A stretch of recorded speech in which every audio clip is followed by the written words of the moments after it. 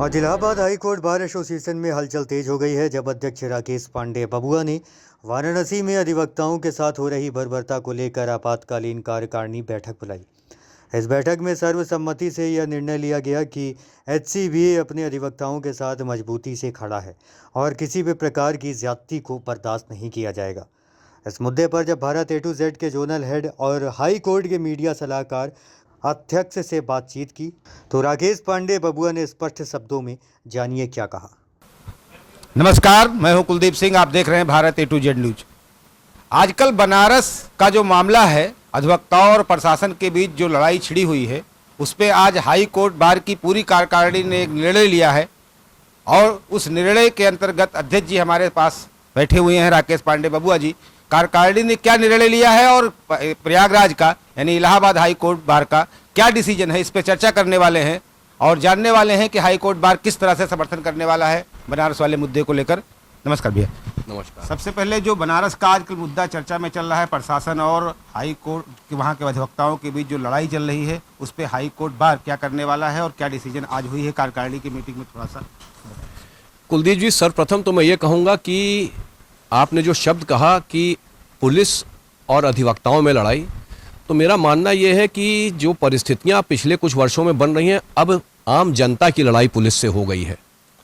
हमको लगता है कि आज से कुछ साल पहले जो गुंडा बदमाश का जो रोल था, अब धीमे धीमे पुलिस उस रोल को प्राप्त कर चुकी है और अब जनता गुंडे बदमाश के बजाय अपने अधिकारों के लिए प्रशासन से लड़ रही है, पुलिस से लड़ रही है।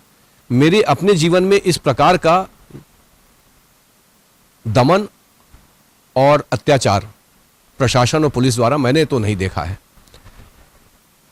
ये जरूर है कि हाँ, इस समय विशिष्ट परिस्थितियों में एक अधिवक्ता को थाने में पुलिस द्वारा असॉल्ट किया गया और उसके बाद जो प्रशासन की स्थिरता थी उसमें कोई एक्शन नहीं लिया गया, परिस्थितियां विस्फोटक हुई, आगे बढ़ी।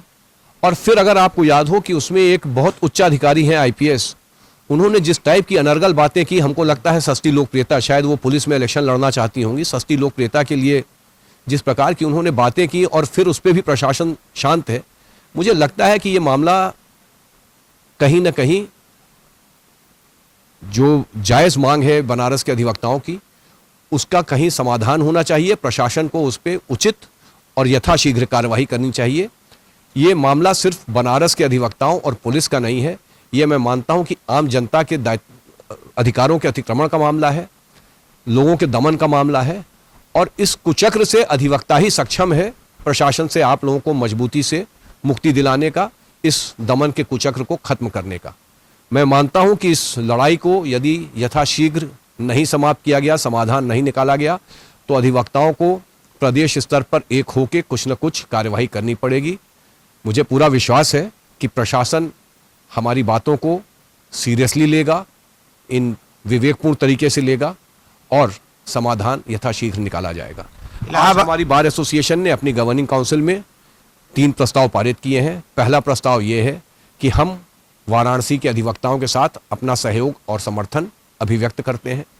दूसरा प्रस्ताव ये है कि इस प्रकार के प्रशासनिक अधिकारी, जैसे कि बनारस की एक IPS अधिकारी हैं जिन्होंने अनर्गल बातें सार्वजनिक मंच से की हैं, उनके खिलाफ प्रशासनिक कार्यवाही तुरंत हो, जिससे कि अन्य अधिकारियों के लिए वो चेतावनी हो। तीसरी हम लोगों की ये डिमांड है कि अगर इस मामले का यथाशीघ्र निस्तारण नहीं हुआ तो हम लोगों को आगे एक होके प्रदेश स्तर पर कुछ न कुछ कार्यवाही करनी पड़ेगी। आज की जो कार्यकारिणी की मीटिंग रही, 3 मुद्दों पर मुख्य रूप से बात हो गई है, लेकिन अगर ये प्रशासन आज का जो मुद्दा है इस पर नहीं मानती है, तो आपने अभी कह भी दिया कि उत्तर प्रदेश स्तर पे इलाहाबाद बार भी शामिल होके जो है वो निर्णय लेगा और इस पर कठिन कार्रवाई करेगा। प्रयागराज के अंदर भी पुलिस प्रशासन की स्थितियां बहुत अच्छी नहीं है, वकीलों से आए दिन लड़ाई करती रहती है और यहाँ तक कि वकीलों को धरने पर बैठना पड़ता है। तो इस पर भी कुछ आपका सख्त रूख, क्योंकि यहाँ का प्रशासन भी वकीलों की बातों को सामान्यतया सुनता नहीं है और गलत मुकदमे भी लगाता है, उस पर क्या कहना है? कुलदीप जी, निश्चिंत रहें कि जब भी ऐसी आवश्यकता पड़ेगी तो हम लोग उचित कार्यवाही करने में पीछे नहीं रहेंगे। मैं ज़रूर ये मानता हूँ कि तलवार लेके सड़क पे घूमना उचित नहीं है, लेकिन अगर संयमित और विवेकपूर्ण तरीके से पुलिस और प्रशासन ने अपना व्यवहार सुधारना नहीं शुरू किया तो यथोचित कार्रवाई करने के लिए हम लोग बाध्य होंगे।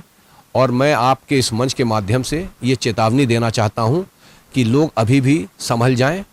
कम से कम जहाँ तक अधिवक्ताओं का मामला है, मुझे विश्वास है कि पुलिस प्रशासन अधिवक्ताओं के संदर्भ में और संबंध में विवेकपूर्ण और संयमित तरीके से अपना व्यवहार रखेगा तो बेहतर होगा। बहुत धन्यवाद।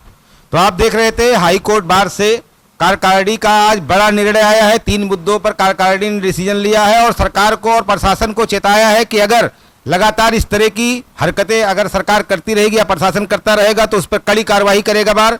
कैमरामैन संजय सिंह के साथ zonal head Bharat A to Z news Kuldeep Singh का प्रयागराज से विशेष रिपोर्ट।